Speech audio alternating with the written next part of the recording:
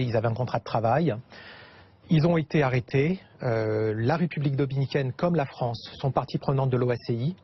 Il est tout à fait écrit que les pilotes ne sont jamais responsables des bagages. Il y avait une société qui était chargée de monter les bagages à bord, donc ils n'avaient rien à faire avec ça. Alors, je passe sur le fait que leurs droits n'ont pas été respectés, qu'il n'y avait pas d'interprète alors qu'ils ne parlaient pas espagnol, 48 heures de cachot et ambassade de France. Ah, quelqu'un de la France va venir. Ils étaient dans le cachot, ils attendaient une main secourable. Et là, qu'est-ce qui se passe? Une personne se présente, Monsieur Michel, et puis il leur parle avec beaucoup d'empathie.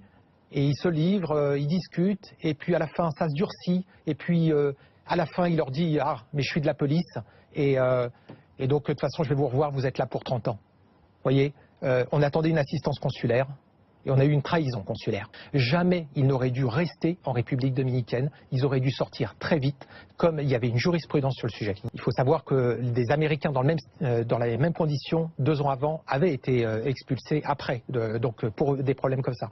Et effectivement, pour revenir sur ce qu'a dit Nicolas Pisapia, il a raison. Ce dossier d'accusation ne repose sur aucun fondement. Alors, qui a mis la cocaïne dans le Falcon? Alors, quelle cocaïne? Qui a vu de la cocaïne? Personne n'a vu la cocaïne? On a dit... Quel est l'intérêt d'impliquer ces 4 Français? Il y a 2 semaines avant, le patron de la DCNCD était mis en cause dans les journaux. Juste 2 semaines avant l'arrestation. Ce monsieur, 2 mois plus tard, a été destitué. Il a justement des problèmes avec la justice. Celui qui est avec lui a aussi été destitué. Donc ça peut être un coup monté.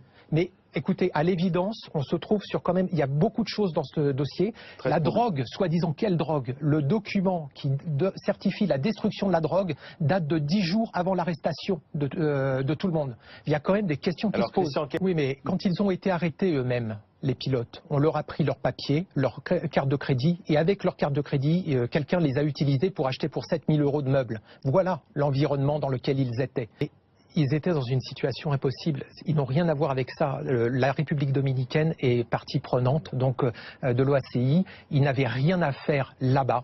Ils auraient dû repartir tout de suite. Il y avait une jurisprudence. Il y a des tas de problèmes là-bas. Il y a eu la destruction des preuves. Même on parle des tablettes, des téléphones. Comment voulez-vous vous défendre? Les personnes arrêtées, on leur a détruit les éléments qui auraient pu leur permettre de se défendre.